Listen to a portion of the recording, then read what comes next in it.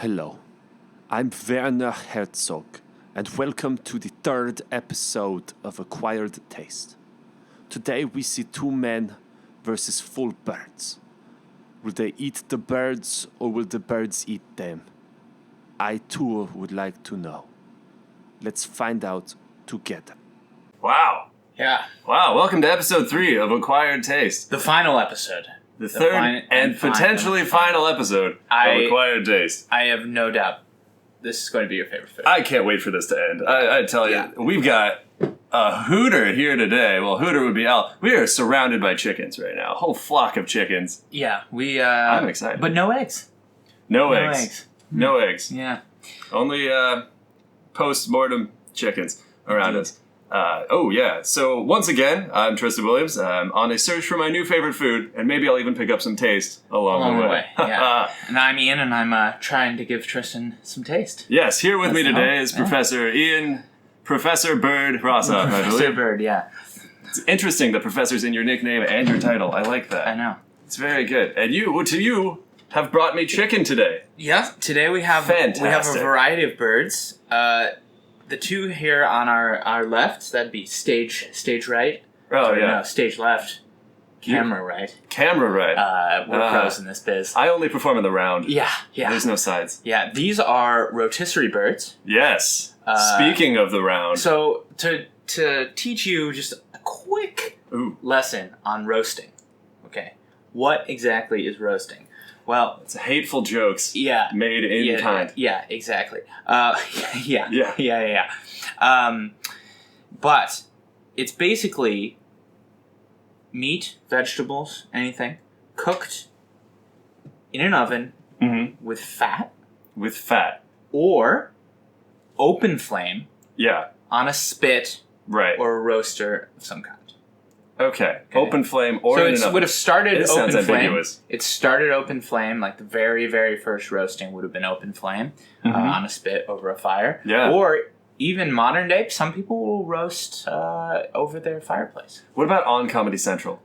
On Comedy Central, then mostly they're just doing historical roasts right now. Ah, that's true. Mm-hmm. History's mysteries, everybody. If we forget the past, we will make the same mistakes again. I can't wait to eat this, I tell you. Yeah, and Jeff Ross is actually one of the best roast chicken. Oh yeah, he is an actual roast chicken. Yeah, he's that's how he's avoided being roasted and eaten is by roasting others. That's true. This show ends when I find a favorite food. Yeah. It ends when he gets roasted over a spit. What a mess. I can't wait to eat this. But first, we got a little bit of business to close up. A little exit interview. Yeah, apples. Apples. Whoa. Not the favorite food. No. They started strong. They did. I will say that.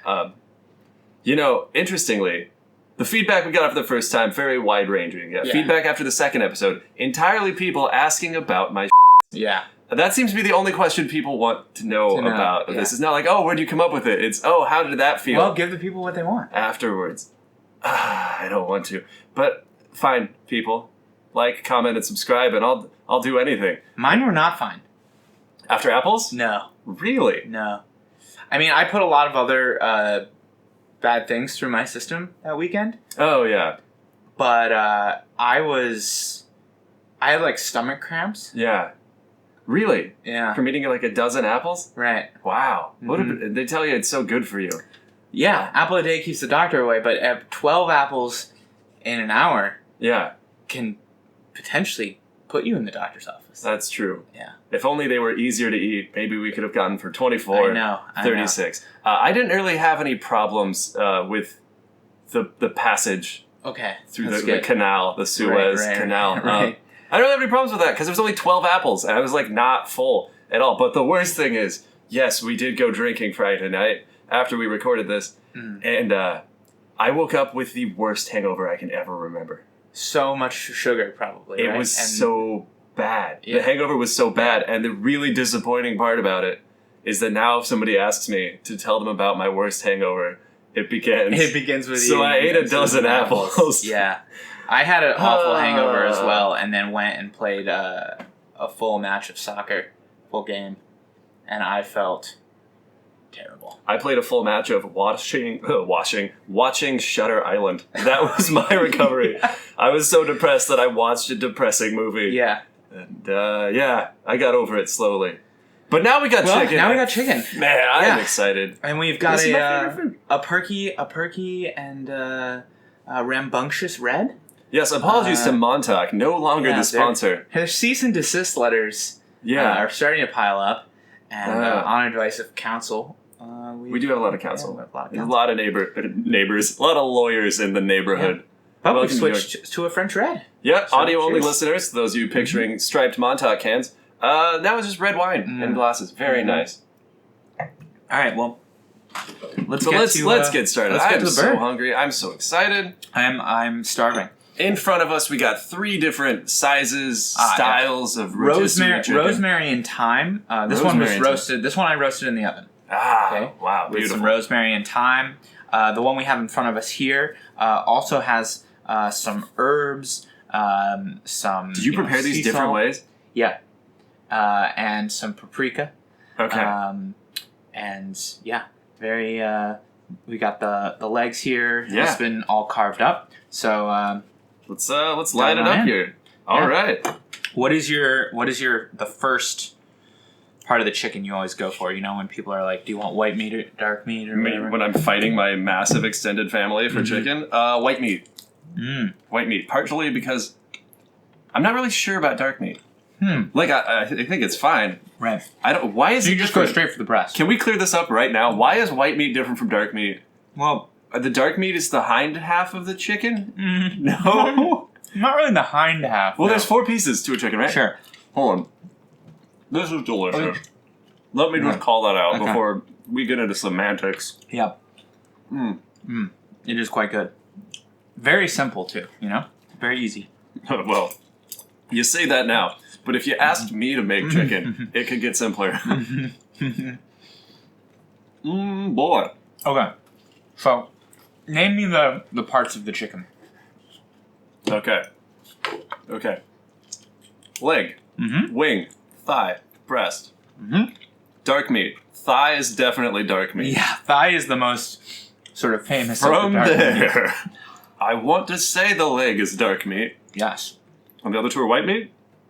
Now, the breast is definitely white meat. The wing. Yeah. You can kind of play in both arenas. Oh, yeah? You get light wings and dark wings? You watch Dark Wing Duck? I bet you did. Dark wings, dark words. I bet you had dark wings. They probably ate them, right? But I think of them as more of a light meat. How can it be both? Well, the thing is that basically part of the wing is essentially up in the breast. Okay.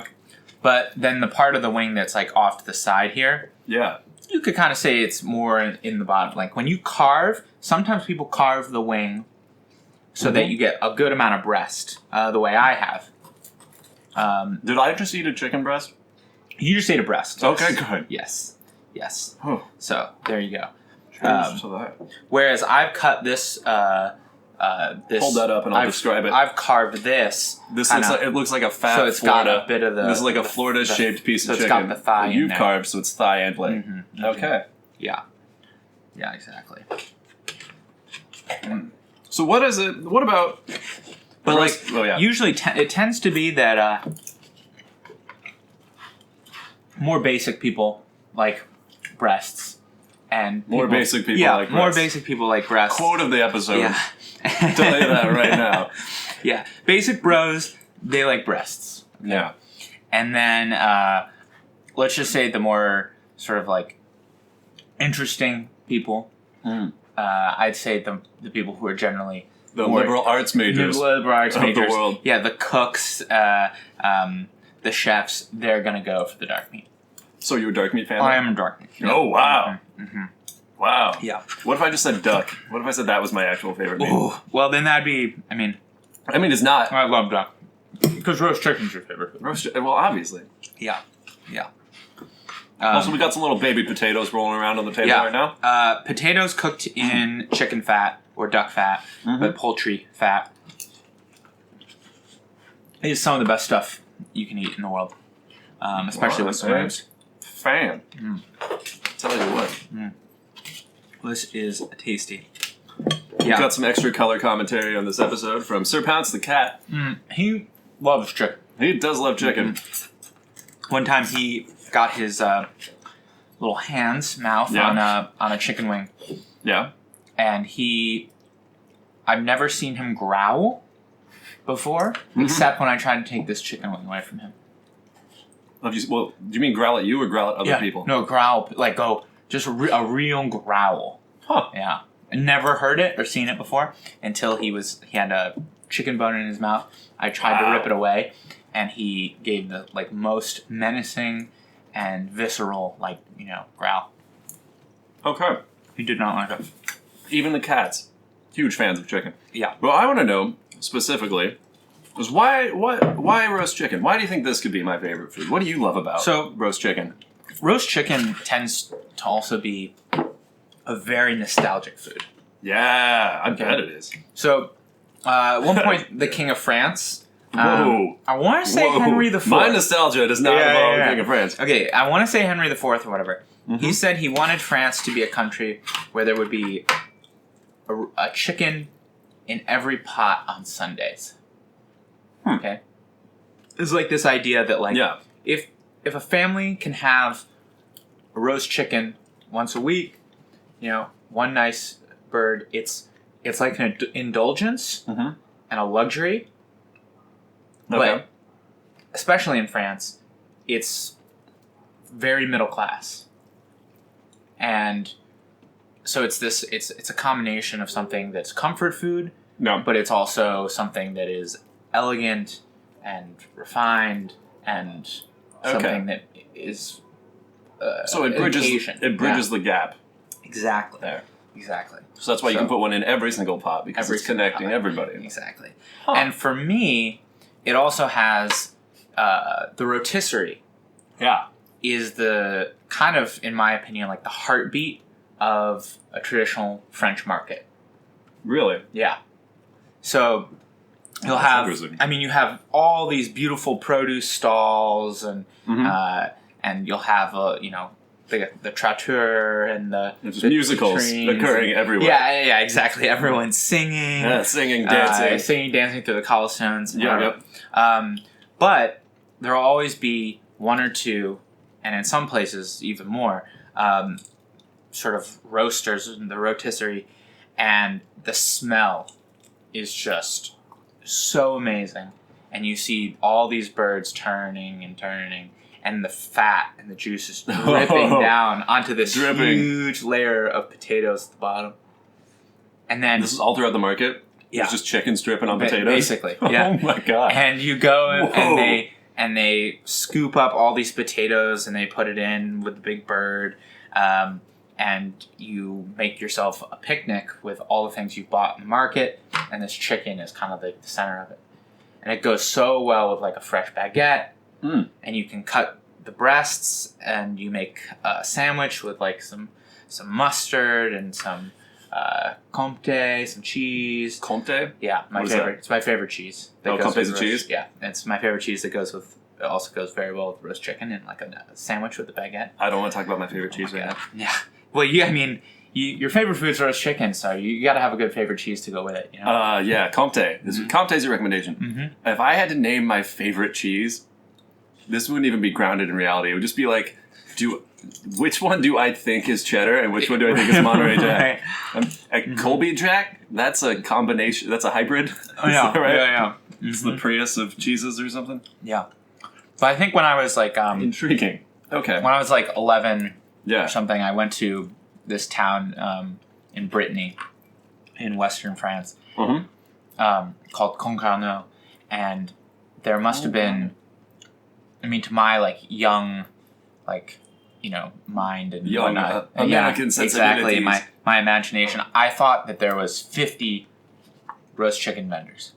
There were probably only like 10 or 15, but like they were all in this square in a row, and I got to walk up and down looking at every single roast chicken place, and then I picked a couple and got all this chicken, and I went and I sat on the rocks with my family or whatever, they weren't really paying attention to me. I was just eating chicken, and that's still like dream child. Yeah, status, I know, right? Where like my family is like having a nice picnic or whatever, and they've bribed me to go away, not bother them.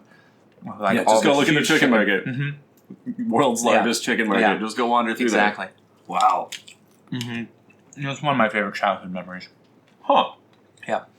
And then when I was in Paris for a couple weeks, and I lived on this street called Rue de la Vis. And what does that mean? Translate. We've got an audio-only crowd. We need to translate for them. I mean, I don't think it means anything. It means road of the something. Road of the something, yeah. But it's a market street. You're losing credibility. It is tanking right now. Professor Bird. Mm-hmm. Come on. All right. But it's a market street. And I remember you waking up in the morning, and you could start to smell the roast chicken, because the roast chicken guy was below my window. Oh, wow. I could smell the chicken. Morning chicken. Because, they got to be ready by, 11 when people come to buy them for lunch. Right. So they start roasting them at, 9, 10. That is, yeah. It's like, it's like the donut shop, right? Yeah. They can't just make the donuts right as everybody's getting there. They got to cook donuts throughout the night. Mm-hmm. Which means somebody is showing intense restraint to not just eat all the chicken constantly. Have you seen the paper towels that are anywhere here? Or No. Oh, did we forget napkins? I had them at some point. And I think this is an oversight. Right. I may have just lost them. Filibuster. I tell you, it's a hot weekend in New York. I was watching the news last night, and de Blasio said to never lower your AC below 78 degrees. Does he live here? No. Does he live in Iowa? Yeah. Filibuster concluded. Concluded. Did who would ever put their air conditioner below 78 degrees or above 78 degrees? I don't know. That seems like it's making the room hotter. Yeah. That feels just warmer. Mm-hmm. And they're like, oh, also we've extended the pool hours by 1 more hour. That doesn't affect anything. That's not going to help. Yeah. Great, so I don't start sweating in my apartment until 7:30 instead of 6:30? I don't understand. Mm-hmm. All right. I have eaten half a chicken right now. And you know what I want from that? You're cruising. I want some stats. I want to know what I'm eating. Also, I'm going to have to figure out how to carve a chicken right now. That is not going to go well. Will you hand me a paper towel? Yes, I will. Perfect. This is teamwork. Yeah. I'm holding the roll. Audio only. I'm holding the roll. All right. Ian's pulling. I would hate to get any chicken fat on this, very important note card. Okay. Straight off the Sony lot. Per half chicken, which you've already done, and I'm well on my way. 636 calories. This boy is mine. Okay, you're going to want to trim the... I'm going to cut the rope? Cut the rope. The twine. The twine. That's called trussing a bird. Trussing what? Trussing a bird. What? Yeah. So you tie it up, you truss it. You truss it? So I'm untrussing it You're right untrussing the bird right now. Do you know the Public Enemy song, Can't Truss It? You are going to cut yourself, actually, by doing that. All right, you're going to... Can you trust this bird? I can't trust myself. You're going to want to cut away from yourself. Not I had what you were doing, a weird angle. And not only were you going to cut yourself here, but you're cutting towards yourself. That's kind of an angle. Yeah. Okay, Ian's trusting my bird. That sounds just bad. Untrust this bird, although... Let's see. There you go. Now, untrust. You know who you can trust? Professor Bird. Exactly. He knows what's going on. Okay. Right, I'm untwining this. 636 calories. Yeah, per half bird. That's not bad. That's not bad at all. There is some variance in bird sizes. I got a big boy bird I just pulled off the table. Mm-hmm. There's a little boy bird here. Right. Yeah, big boy, little boy. The one we just ate was a pretty big boy. Okay. Yeah. But there's a reason why people eat chicken when they're doing a diet or something. Because it's not that dense? Full and well, they should eat apples. Those assholes should just eat apples. This is terrible. Oh my god. Okay. 38 grams of fat. 38. That doesn't seem that much, right? No, that's not split up, right? That's not like... That was way less unsaturated, than the cake. saturated fat. Oh. Yeah. Callback. I'll put in the cake numbers. 21 milligrams of niacin. Niacin. Is that dangerous? B vitamins. Yeah. No, that's good. I don't think you can OD on B vitamins. B vitamins. I think you just pee them out. Gotcha. Okay. More than The C vitamins, definitely. more than 100% daily value of selenium. Ooh, yeah. That's an antioxidant. Okay, an antioxidant. Selenium. Wow. Famous for being an active ingredient, I think, in Head and Shoulders. Oh, okay. I think. So we could watch That's our in a hair. movie. We could watch our hair with You ever this see the first movie time. Evolution? No. David Duchovny and Sean William Scott. Let me tell you, this is actually a good sci-fi Well, I'm sold. I'm sold. This is on a that. good sci-fi comedy. Orlando Jones, Julianne Moore. You've met Julianne Moore, haven't you? Yeah. New York's a magical place. It was. I ripped a leg off this bird. I'm going to dive in. Julianne Moore and I definitely shared a moment, which. You have to explain that now, or I'm going to get a cease and desist. You got to explain this moment. I was walking down 7th Avenue, just past 12th, and there was some scaffolding, which bottlenecked, the walkway. Yeah. And I'm walking, and I'm stuck behind a large group of Japanese tourists, cameras out and all sorts, and we're kind of bottlenecked in the scaffolding. Yeah. And a woman comes up next to me. Yes. I didn't notice her immediately. Right. Who it was, who it might be. Just, a short, Too nice. slight, elegant woman. Ah, yes. And we get to the corner, and we're still kind of under the scaffolding, and the Japanese tourists turn around, and they look at this woman, and as they do so, I can't walk by, it's too bottlenecked. I also look at this woman. Sweet baby boy. Sorry. Oh, beautiful. I've ripped this butchered chicken apart. this chicken. Ooh, yeah! And it's Julianne Moore. Under the scaffolding. Yeah, and the Japanese tourists kind of like ask her where, they're like, where is West 10th Street? And she just, kind of points, she's like, keep going, very polite. And then they, like, take out their map and start looking. Yeah. And we're still trying to, like, walk around. And then I look at, but the Japanese tourists did not recognize Julianne Moore at all. But I'm looking at Julianne Moore like, yeah. you're Julianne Moore. And she gave me... You were in Evolution. Right. And she gave me the most sort of, like, knowing smile. Like, they didn't know who I was. Yeah. Isn't this, like, such a funny, classic New York scene? Yeah. Under the scaffolding. Under the scaffolding. And, I fell in love. And I think she felt the same. I think she might have. Yeah. And then we walked step for step for a little bit. Oh, yeah? After you said goodbye, you walked in the same direction for a little bit. Yeah. Like, funny. It's not really goodbye, but yeah. So that's how you blew your shot with Julianne Moore. Exactly. Okay. Anyways. Yeah. Wow. I haven't had an experience like that in New York. Really? Someday. I mean... My experiences are more like... So you haven't met the girl of your dreams and fallen in love? She was stunningly beautiful. I believe that. Yeah, she... do you see how I just worked this right off the chicken? What? You see how easy that is? Okay. Audio only. What's up, gang? Ian just pulled a chicken over and immediately had a chicken wing in his hand. Yeah. It took me 2 minutes of fighting, and I almost stabbed myself to get one leg off of this chicken. That's insane. Yeah. I believe that she's just stunning. No, my New York moments are like, I bought 48 apples at Gristetti's. And the guy just looked at me for a bit. Like, those are my moments. Yeah. I understand. Yeah. Okay. Right. Now, the most important nutrition. the most important nutrition fact yet. 68 grams of protein. Yes! That is such an unbelievable amount. I mean... When I was eating cake, you read off whatever the cake number was. You said, so you're going to get big. Yeah. But I think this is how you get big. Yeah. I mean, another reason why I'm sure this is destined to be your favorite food. I do like that. It's got... You're going to be so swole. Yeah, it's in every French pot. It's got tons of protein. Yep. It's versatile. It's light and it's dark. The wings are playing games with you. Sometimes they're dark. Sometimes... Wow. Everyone's going to start asking you what your secret is. Yeah. Binging roast chickens. It's sitting at... Hey, I'm acquiring taste, okay? Binging is harsh. Harsh. We're not watching Netflix here, okay? I'm acquiring taste. Yeah. Not binging season 3 of... Well, you know what I was about to say. That's good nutrition. Okay, so these chickens, I acquired. Right, we just acquired these chickens. Yeah. Can you guess this, like, the seasoning on any of these, just from eating them? I'm sure that I can. Yeah. I don't want to be too sure, but... Can you tell me what... Because, like, to me, I just taste those and go, yeah, that's chicken. And that's the extent Well, I think this is a pretty standard. Is it a cab off? Yeah, it's a caps off. Yeah. Yeah. Would this have like a little bit of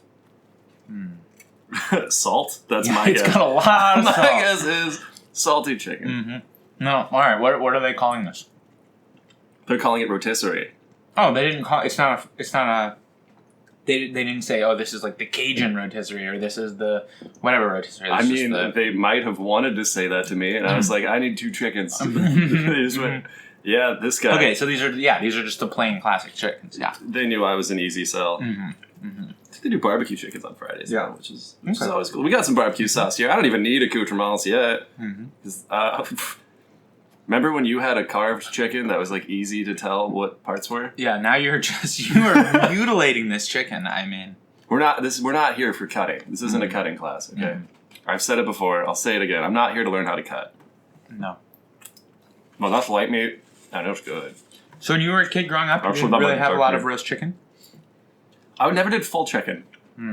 We had a lot of chicken legs, drumsticks. A lot of drumsticks. I think parents just believe that kids will like drumsticks Yeah. based on just like the look and feel and how But That seems like fun. yeah. Um, But I never loved them as a kid. I liked them more as an adult. well, for me, it was like, I think what it was is my parents would get like chicken wings and drumsticks. Wings and dings. Wings and dings. And I would be so confused by how to eat a chicken wing. Like, I could never get any meat off of it. That I would just be pissed off if they gave me chicken wings. So then it switched to, you're just eating drumsticks. You would be pissed off from the chicken wing? Can you It's just like eat it a with your hand? confusing food. I'm trying to consume, right? Right. Most, like 90% of the chicken I'm eating growing up is in nugget form. There are no bones in there. Right. So when I eat a piece of chicken that has 2 bones in it instead of 1 bone, what the hell? I need like a map. Yeah. And then, I think 15 years later, I found out that you can just rip one of the bones out of a chicken wing easily. Very easily. Very easily. And then it just pops out. Yeah. It's really not. Why aren't we telling that to people? Why aren't they teaching this in schools? Yeah. Everybody wants like programming and economics in schools. No, I want to know that you can take chicken bones out. Well, that's like what they, home ec, right? Back in the day. Our parents. Deboning chickens? Really? I don't know, maybe. We're in speculation land.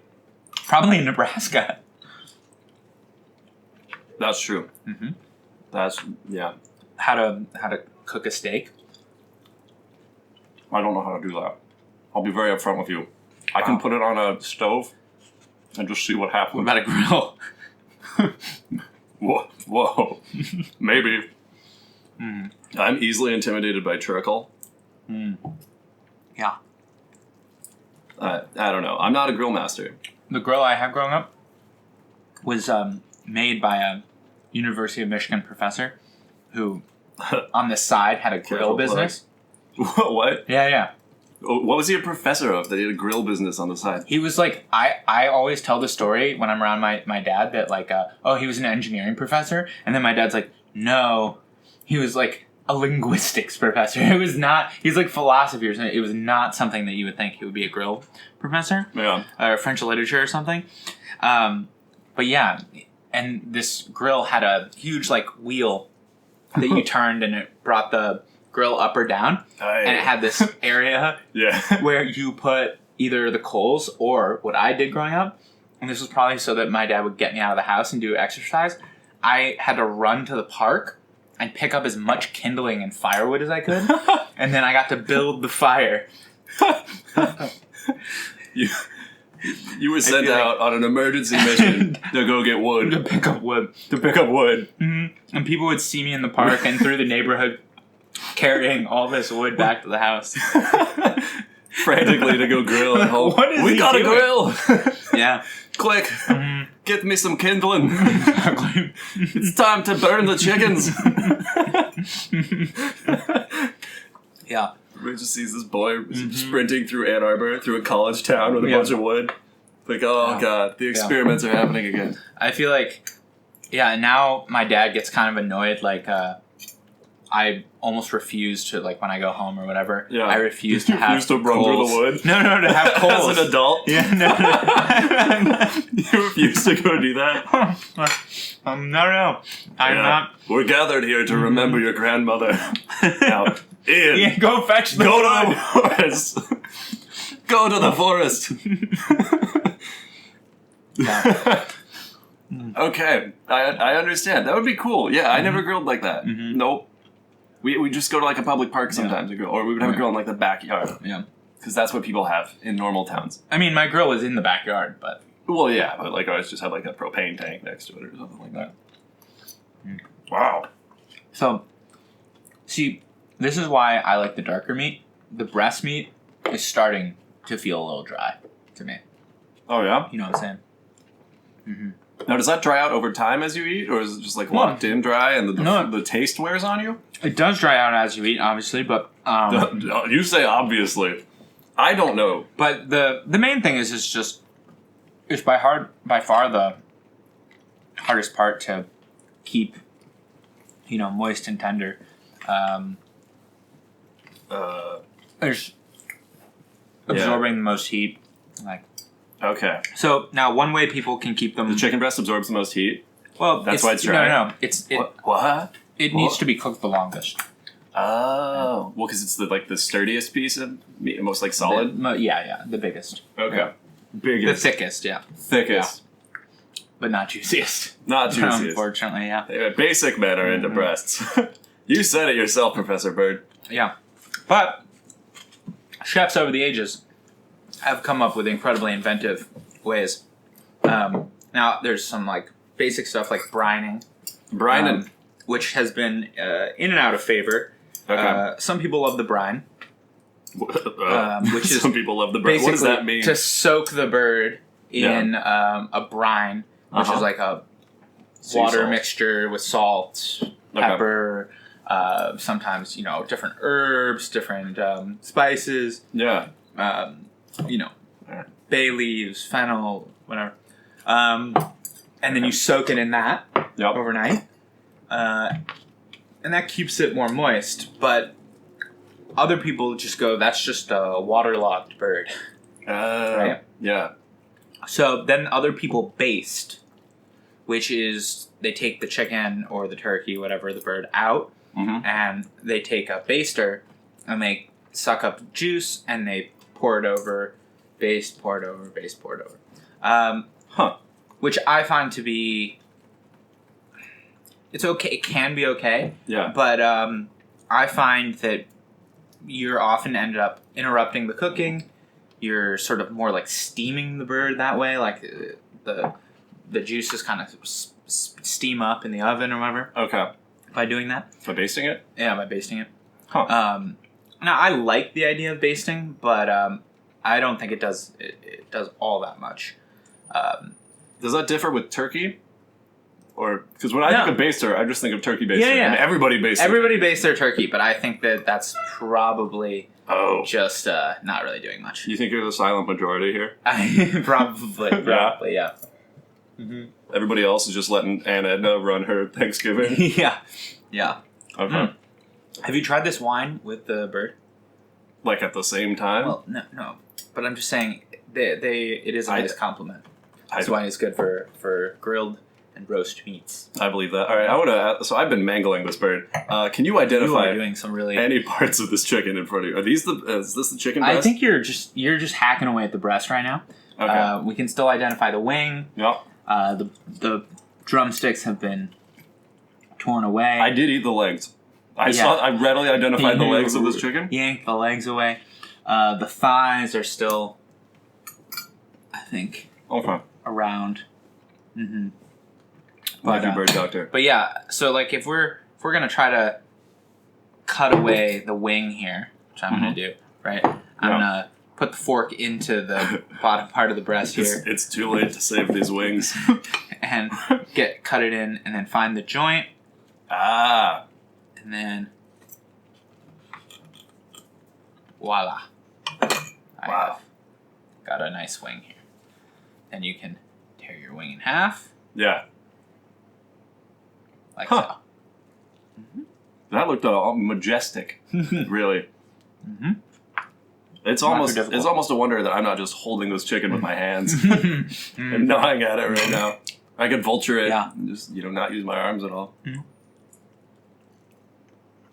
Okay, this is a chicken and French question. Coq au vin. Yeah? Coq au vin. Yeah. Coq au vin? Mm-hmm. Coq au vin. No. That means chicken and wine? Chicken and wine. Chicken and wine? And that is that like a special dish, or is it like me eating chicken and drinking wine? No. Good question. Good question. No, it's a special dish. It's traditionally it's a chicken that is on the farm. It's slaughtered, and the blood is kept, and the blood and the wine are used as a braising liquid for the chicken. Which is my eyes are wide right now. Put in the pot what? and cooked slowly with vegetables. So the blood and the wine and vegetables are cooked slowly around the chicken. In a pot, in a braising pot. Yeah. I'll show you a bunch of bones. Yeah. Mm-hmm. Wow. I make coq au vin. That's more hardcore than I thought. Yeah. I make coq au vin without slaughtering the bird, not using the blood, just wine. And I usually do it with thighs and legs. Uh-huh.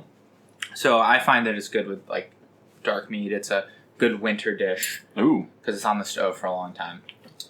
Oh, so that makes a good winter dish? That like you want a lot of warmth in the house, so it's like okay. Right. Whereas roast chicken is a good winter dish. It's also a good summer dish. We made it in the heat wave in New York. In New York, so it made the apartment quite hot. Yeah. I think. Mm-hmm. But it's also a good summer dish because roast chicken. That's one of the great things about roast chicken all year round. It's a good idea because it pairs so well with most of what's in season. So like root vegetables in the winter. Yep. Goes great with carrots, onions, things like that. Things like that. It'll be great. In the summer, it's like cold roast chicken with a frisee salad or arugula salad or any sort of summer salad is going to be a great deal. Great meal. Summer salads, White Claws. And some White Claws. I think it goes well with White Claw, yeah.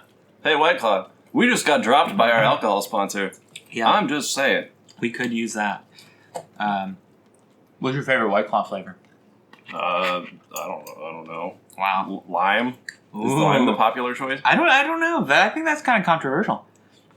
I didn't mean to wander into controversy. I think the cherry one is the worst, and then all the others are equally amazing. This is secondhand memes here. This is not my opinion. It's meme opinions. The secondhand memes say that raspberry is the worst flavor of White Claw. I don't know if that's true or if I'm just perpetuating a lot of lies. A vicious stereotype. I get a lot of my news through secondhand memes. No. I would go. My two favorites are lime and grapefruit. Okay. The pamplemousse. Mm-hmm. The pain. Mm-hmm. See? You know French. Yeah. Chapeau. Ici. I know a lot of French. Mm-hmm. I feel like when I talk French, though, my voice takes on some weird characteristic. Like when you say coq au vin, that's how my brain processes it, which is not good. Mm-hmm. It does this with every language. I don't know if either you like a Kermit the Frog or Gaston. Oh, it's not Kermit the Frog. This is Kermit the Frog. You gotta drop it a little bit more. French. Coq au vin. Yeah. that doesn't sound good. Mm-hmm. Shut the hell up, piggy. Coq au vin. I find that I have that with all languages, though. I don't know if you do.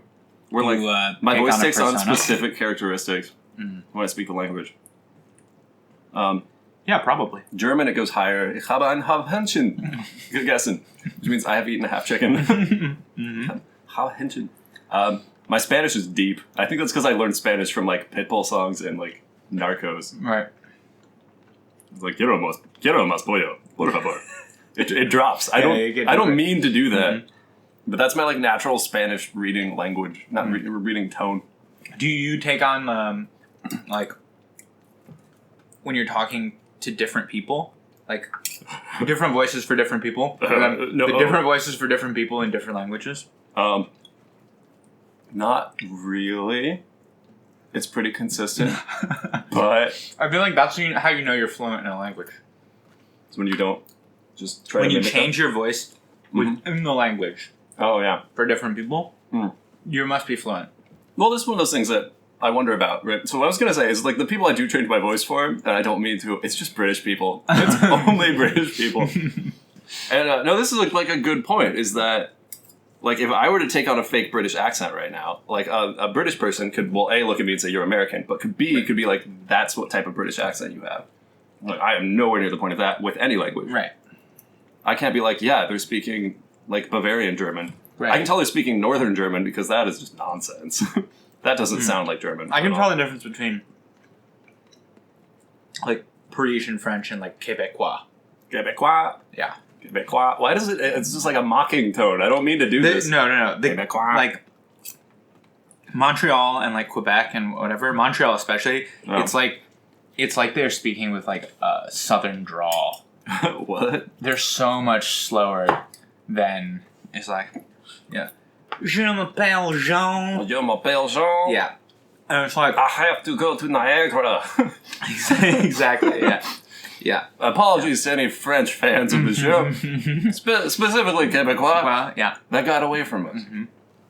But they speak a lot slower and a lot more, you know.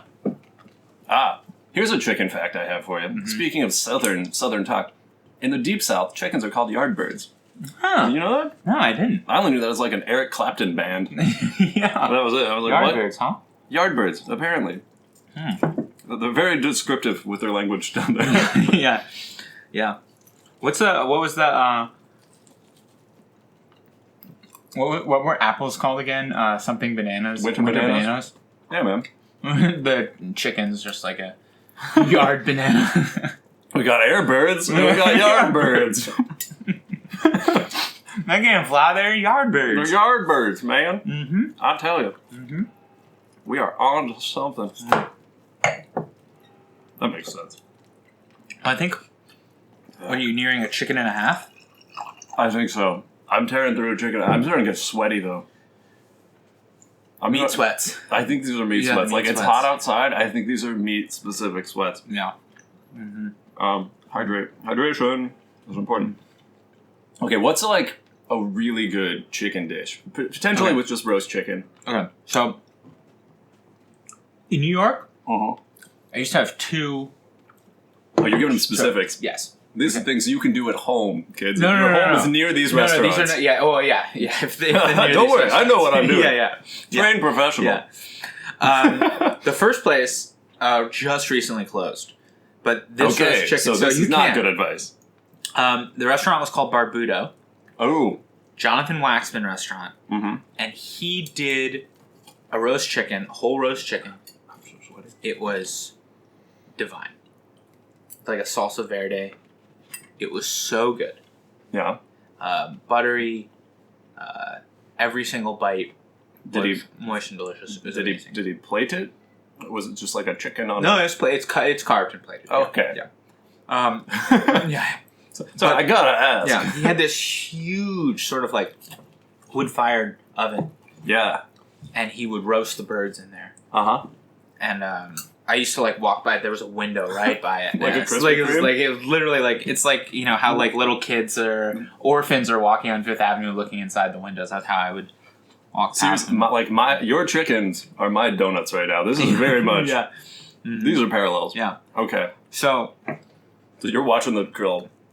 And that dish didn't come with anything. It was just the chicken. It was so good. And when I first moved to New York and it had been recently opened, it was like $21 or something. Yeah. Which was like a very good deal for what it was. It was, because it was full of chicken, all 4 pieces. Oh, yeah. You know? The economy's still recovering. Yeah. Yeah. Mm-hmm. At that point, the economy's in dire straits. So, yeah. In this economy, you gotta be taking advantage. And I think by the time it closed, it was more like a $27 dish, but still, for what it was against its competition, it was still a good deal. Mm-hmm. And that roast chicken was just so simple and so delicious. Okay. It did not look like what you've done. Not at all. And then the other dish, and this is kind of that's like the simple roast chicken. The other dish, this is like the fancy roast chicken, is at the Nomad. And that is Daniel Hume's restaurant in the Nomad Hotel. Okay, where is that? Do you know who? North of Madison? Is that the name? Yeah. That's a neighborhood? Yeah, it's like right near the Ace Hotel. Stop naming hotels. Okay, like it's on the grid. It's on the grid. Flatiron. It's like a 28th, I think, or something. 27th. Don't give me landmarks. We have a grid. Do you know where Flatiron is? Above Madison Park. Madison Park. Yeah, above Madison Park. Yeah. Okay. Okay. Do you know who Daniel Hume is? No. Do you know what 11 Madison Park is? No. It's like the best restaurant in New York. Really? Mm-hmm. So, this is his other restaurant in the hotel. I swear, I'm confusing Madison Square Park and Bryant Park right now. Yes. I swear. Bryant Park is where, it's right behind the library? Yes, that's Aha! what we're talking I know where that one is. I know where that one is. Anyways, this roast chicken. Yeah. He lifts the skin of the bird as he's preparing it. So he makes he makes little cuts and he lifts the skin. Mm. Now, whether he pumps air in or just does it like this, I'm not sure. But he stuffs butter. Yeah. Black truffle. Okay. And foie gras. He creates like a paste that he puts in a pastry bag, and then a mousse really, and then he ices it. He basically ices. He writes his name. And brioche crumbs. Okay. Yeah. So that creates like a little exoskeleton here that keeps the bird moist. Oh. And underneath the skin. And that bird is so beautiful and so delicious. And that is probably my favorite roast chicken dish in the city. Huh. Yeah. It sounds lovely. It's really good. I'm definitely not going to mention my chicken dishes after that. No. And then the other Bouchon Bakery, or Bouchon Restaurant, Bouchon Bistro, excuse me, in Napa, in Yountville. You mean like... in California. Ah, wow. Yeah. They... oh, dear. That's Thomas Keller's Bistro. I'm sure these names mean absolutely nothing to you. I've heard the name. Okay. I don't know who it is. He's like the most famous American chef right now. That's not Bobby Flay. No, not Bobby Flay. And that roast chicken is so good. Okay. When I was a kid, I had his cookbook, and that was one of the first dishes. Kid has a cookbook? I had two Super Nintendos. I wanted cookbooks. I had two of them. I wanted cookbooks. And that roast chicken dish was one of the first things I made for my family that, like, I felt really, really proud about. Like, it was like, this was a perfect roast chicken. It tasted delicious. Oh, wow. Yeah, and I did it all by myself, like all that. Yeah. I think it was so good. I think I made a pot roast once. Because my dad, I mean, that's a real thing to make. So. Yeah, but it wasn't like a choice. My dad was like, "You need to learn how to feed us. Like, you're gonna make a pot roast." Yeah, and I did. Was it good? I think so. Mm-hmm. I've never made it again. Yeah, it didn't stick. Teach a man to fish, and he'll just buy a lot of fish. I'll go. That's yummy. That's good. Somebody else should make that for me. Mm-hmm. Yeah. And then in France, I have many favorite roast chicken dishes. Mr. Worldwide. Dale. Mm-hmm. Wow. Yeah. But there are a couple places that have just incredible roast chickens. One being this place called Le Mi Louis. Yeah. Which was Francis Ford Coppola's favorite restaurant. It's one of the oldest restaurants in Paris. What? And you walk in and you're immediately like, oh, I'm transported back in time. Mm-hmm. And during the war, this was a CIA hangout. Okay. So it's got like, it's very dark and like clubby. Which and war? Whatever. World War II. Okay. I guess that's the only one that makes sense. Never mind. Yeah. I don't think the Korea? CIA... Yeah, Korea? But yeah, it was a CIA hangout. And then, Francis Ford Coppola's favorite restaurant. And that roast chicken is divine. Beautiful. So tasty. Yeah. Wow. Mm-hmm. And poulet roti, roast chicken, is just like such a good go-to dish in France. Usually with like poulet roti. Yeah, with like that's how you say roast chicken in French. Yeah, some fries. Yeah. Usually served at the bistro with like fries, such a good, or like a little frisee salad. Mm-hmm. such a perfect dish. I just ate a really large piece of chicken skin. And I am feeling really uncomfortable right now. Was it just like all that like fat? Why didn't you warn me that this could happen? It was. Yeah, entirely. Just like the like really, really flabby part of the skin. Oh God, yeah. Stop describing it. Yeah, and that's not usually the part that I tend to eat. I mean, I love chicken skin, but the skin around the neck here, you're basically just eating neck Oh, no. little neck fat. Oh no. Deposits of. Oh no! So the chicken's betrayed me. Yeah. I mutilated the chicken to the point I couldn't tell what I was eating. It's fighting back. I just ate the neck. Yeah. Oh no. Yeah. That's not the part you eat. I mean, you ate actually like beyond chicken skin. You ate like the real neck, just some neck. Jesus, as I swallow it down. Yeah, most people know not to eat that. I should have been more explicit about that. You're just talking about your wonderful chicken dishes, leaving out the fact that if you eat the neck, it's not gonna be great. Yeah. Oh no. But yeah, most people know not to do that. I also wouldn't eat, like the essentially what is the ass here? Wouldn't eat that. Excuse me. Yeah. Yeah. If you're gonna eat the chicken skin, like, the normal skin part is real tasty. Oh my God. Yeah. Okay. Well, you've really come close here to eating. I think this chicken's like dead. I think I ate most of the big boy chicken. Chicken and a half. I ate his neck. There's like bones I could rip off that might get to more meat. That could be the wishbone. Have you ever broken a wishbone? Yeah, but I never knew where they came from. Yeah, I knew it was in the chicken. That's where they come from, right in here. Yeah, but I think roast chicken is the favorite meal or dish of, like, it's the most commonly named favorite dish of, like, top chefs and stuff. Huh. And I think it has to do with, like, people's mothers or grandmothers, like, making a roast chicken on, like, a special occasion, but not, like, a really special occasion. Not Christmas, not a, something like that. Oh, so it's like you don't have to get married to get this chicken. Yeah, exactly. It was just, like, something that was, like, it wasn't, like, the whole extended family. Yeah. So it's usually just, like, a somewhat intimate family. My family is back at home. Exactly. I will make a roast chicken. Oui. Poulet roti. Yeah. I think one of the I'll US... make a roast chicken. Yeah. I think one of the U.S. I'm so excited presidents to have everybody back. said something about a chicken in every pot, too. So, been in politics for a long time. Chicken in every pot. Sounds like a campaign promise that no one delivered on. Oh, God. Well, that chicken still looks beautiful. But this neck is... What the hell did I eat? Neck has set you back here. Oh, my God. I'm worried, this is now put into doubt if roast chicken is your favorite food. I'm not... I'm so unhappy with that. I'm was very so gross. worried. What? Who? You can't...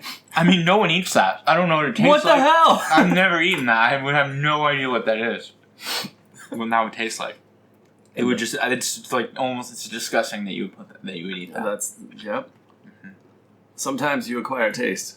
Ian. Sometimes the taste hard way. acquires you. You're acquiring taste the hard way right now. Oh my God. Well, you won't embarrass yourself at a dinner party now by eating the neck.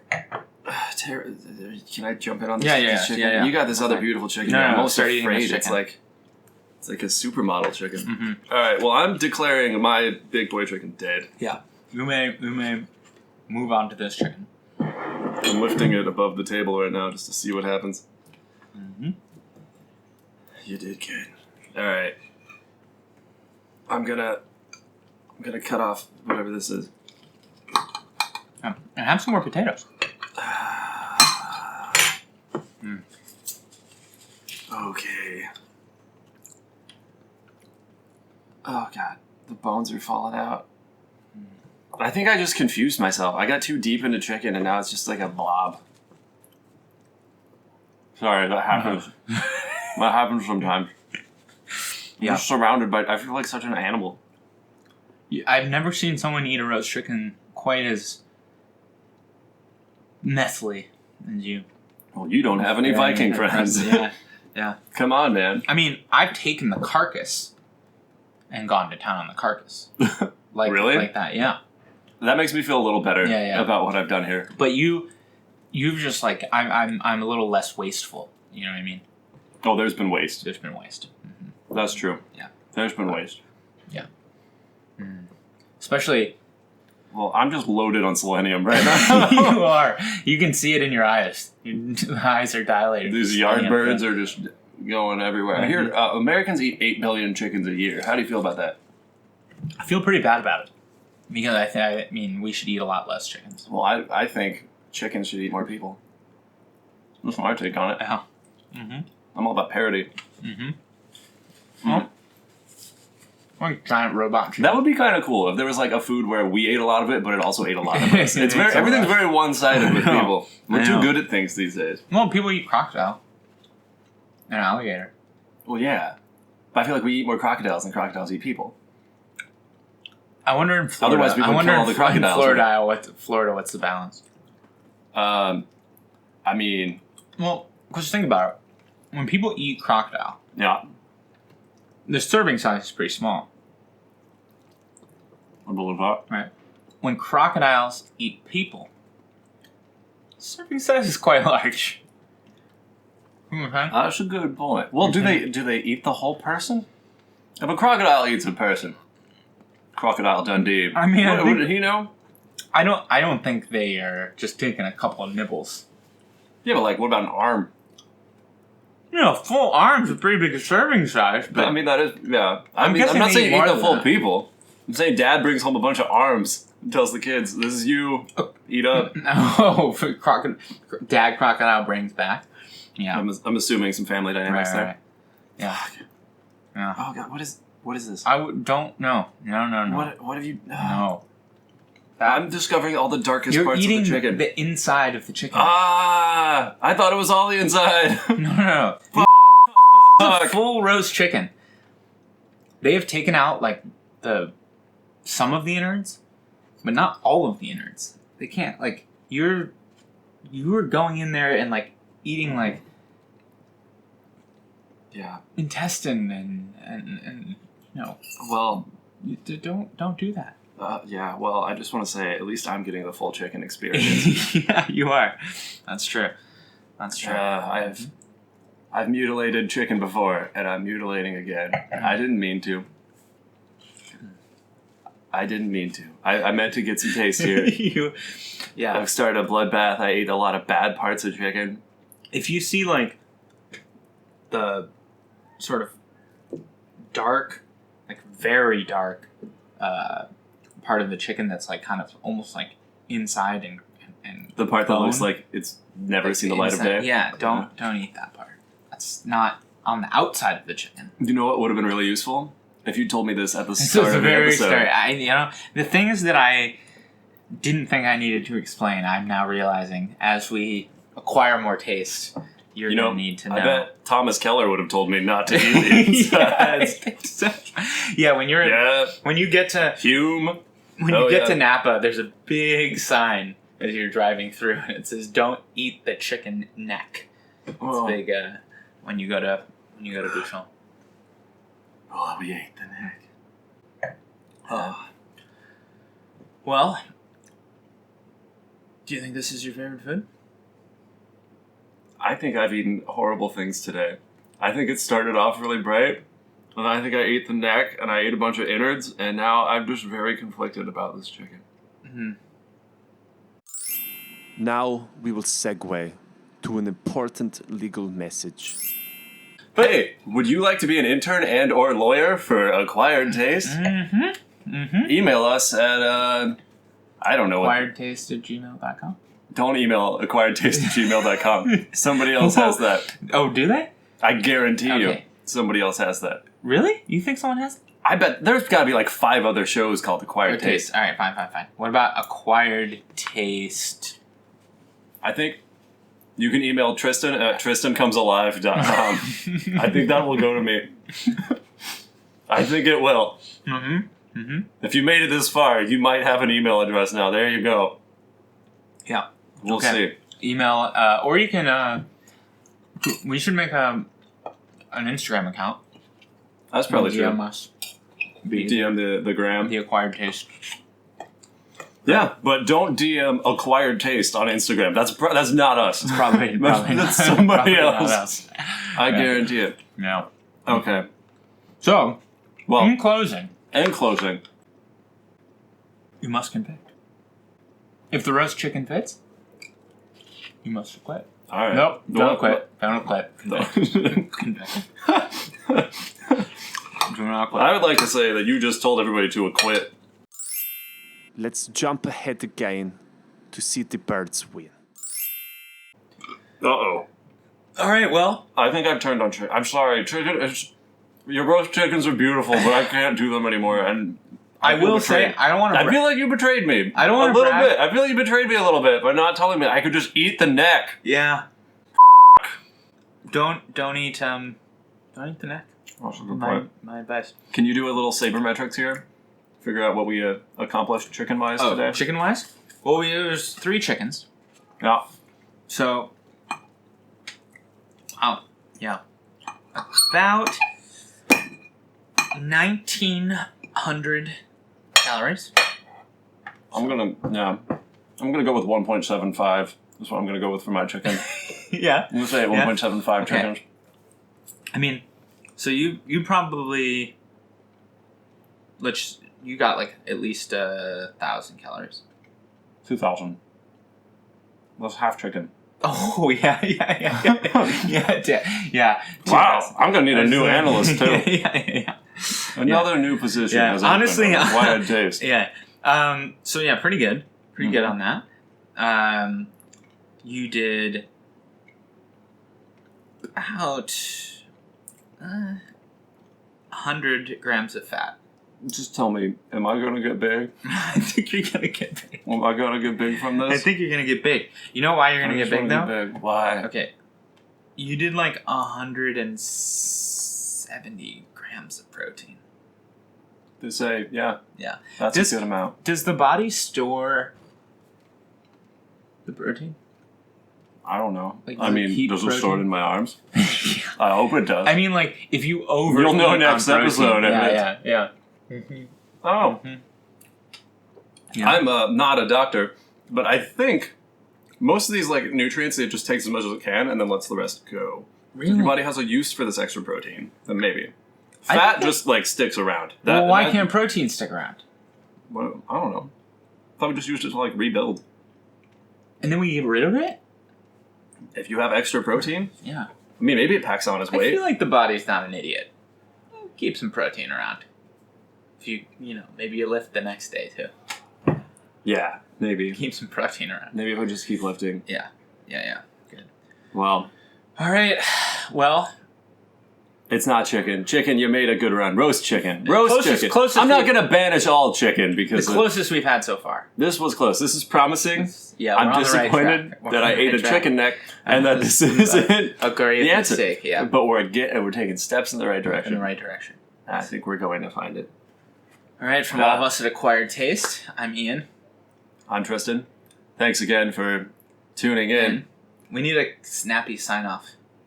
Hasta mañana. Hasta mañana.